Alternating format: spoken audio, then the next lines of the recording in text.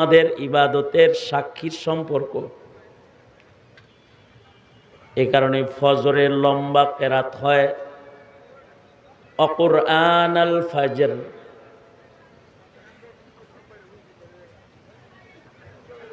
কারণ ফিরিস্তাদের শিফটি পরিবর্তনের সময় দিনের ফিরিস্তারা রাতের ফিরিস্তারা চলে যায়, দিনের ফিরিস্তারা আগমন করে। দুই দল ফিরিস্তার আনাগোনা জমিনে শুরু হয়। ওই সময় যারা নামাজে রয় আবেদ হিসাবে ফিরিস্তারা তাদের সাক্ষী হয়। নামাজটা গুরুত্বপূর্ণ। আবেদ হিসাবে ফিরিস্তাদের সাক্ষী অর্জনের মৌকা ফজরের নামাজে আছে। আকিমিস সালাতা লিদুলুকিশ শামসি ইলা গাসাকিল লাইলি ওয়া কুরআনাল ফাজর ইন্না কুরআনাল ফাজরি কানা মাশহুদা। ফজরের ওয়াক্তটা হলো 24 ঘন্টার ভেতরে আমির ওয়াক্ত। ওয়াক্তের ভেতরে এটা হলো বাদশাহ। 24 ঘন্টার ভেতরে ফজরের সময়টা এটা আমির সরদার ওয়াক্ত।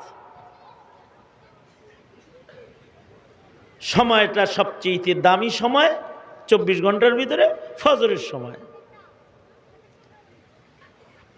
এ কারণে এই মানুষের ভেতরে যাদেরকে আল্লাহ নবুয়ত দান করেছেন, ফজরের ওয়াক্তে নবুয়ত দান করেছেন। নবীদেরকে নবুয়ত দিয়েছে কোন টাইমে? বইয়া রয়েছেন কে? কথা কন আমার লগে। আরে যাই বুঝেন তাই কন, খালি কয় মাইক মাইক। আমার কথা শোনেন, মাইকের দিকে না থাকায় শোনা না গেলেও এটাই শোনেন, ঠিক না? এখন যত মুসরাইব তত খারাপ হইব। আরো একটা কথা মনে রেখেন, 24 ঘন্টার ভেতরে আমির ওয়াক্ত হলো ফজর। ওয়াক্তের ভেতরে সাইয়্যিদ সরদার ওয়াক্ত। দিনের ভেতরে সরদার দিন আছে, মাসের ভেতরে সরদার মাস আছে, ওয়াক্তের ভেতরে সরদার ওয়াক্ত আছে। দিনের ভেতরে সরদার দিন ইয়াউমুল জুমআ, ইয়াউমুল আরাফা। রাতের ভেতরে সরদার রাত লাইলাতুল কাদর ওয়া লায়ালিন আশর ওয়াল ফাজর ওয়া লায়ালিন আশর। এগুলো সরদার রাত। মাসের ভিতরে সরদার মাস আছে, শাহরু রমাদান আল্লাযী উনজিলা ফীহিল কুরআন। সরদার মাস। আর আওকাতের ভেতরে সরদার ওয়াক্ত হলো সালাতুল ফজরের ওয়াক্ত।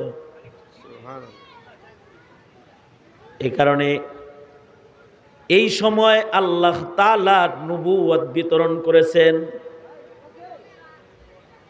নবীদেরকে নবুয়ত দিয়েছেন ফজরের নামাজের সময়। আমির যেহেতু আছে, ওয়াজিরও আছে। আমির থাকলে ওয়াজির থাকে। ফজর হইল আমির আর আসর হইল ওয়াজির। আসর হইল ওয়াজির।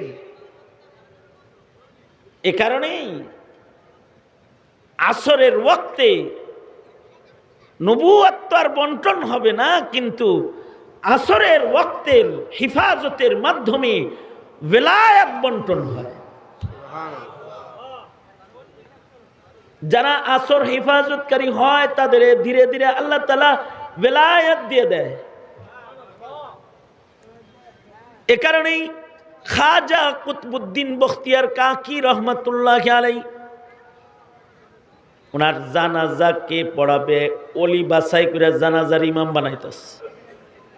ওলি বাছাই করার সময় যে শর্তগুলা দিতেছে তার ভেতরে একটা শর্ত হলো আমার জানাজা সে পড়াবে যার আসরের জামাতের তাকবীরে উলা তো দূরের কথা, যার আসরের আগের সুন্নত কাজা নাই। সুবহানাল্লাহ। যদি এমন কেউ জানাজার মাঠে হয়, সে যেন আমার জানাজার ইমাম হয়। আজব আলেম না, ওলি বুজুর্গ, শুধু দিনের কাজ করে এমন কোনো তলবে ইলম আলেম সুফি পীর সাহেব না। সময়ের রাজা বাদশারা কত আবেদ ছিল। দিল্লির শাসক সুলতান শামসুদ্দিন আলতামাস রহমতুল্লাহ আলাইহি কুতবুদ্দিনের সব শর্ত পুরাকারী বুজুর্গ ছিলেন। দিল্লির শাসক হইয়া তিনি জানাজার নামাজ পড়ানোর জন্য লাশের সামনে আগায় গেছেন। আসরের নামাজ তো কাজা নাই নাই নাই, সুন্নত কাজা নাই, বালে ঘর পর থেকে জানাজা পর্যন্ত। কারণ আসরের দ্বারায় আসরের হিফাজতকারীদেরকে আসরের সময়ে বেলায়াত দেওয়া হয়। নবুয়ত তো ফজরে, বেলায়াত হলো আসরে। এ কারণে ওয়াসসালাতিল উসতা, নামাজ তো হেফাজত করবে, আসর বিশেষভাবে হেফাজত করো। কারণ আসরের রক্তটা দুর্বল রক্ত, হেলায় খেলায় অবহেলায় চলে যায়। রাস্তার মোড়ে নামছে, কয় রিক্সায় বাসায় যাই নামাজটা পড়ি। রাস্তায় এসে দেখে রাস্তায় কাম, রাস্তায় খোদাখুদির কাম, আর লাগছে একটা জাম। এক জামে নামাজ শেষ। মসজিদও নাই, বাসায়ও নাই, রিক্সায় বয়ে বয়ে শেষ। এমন দুর্বল ভক্ত যে অবহেলা করলেই ছুঁইটা যায়।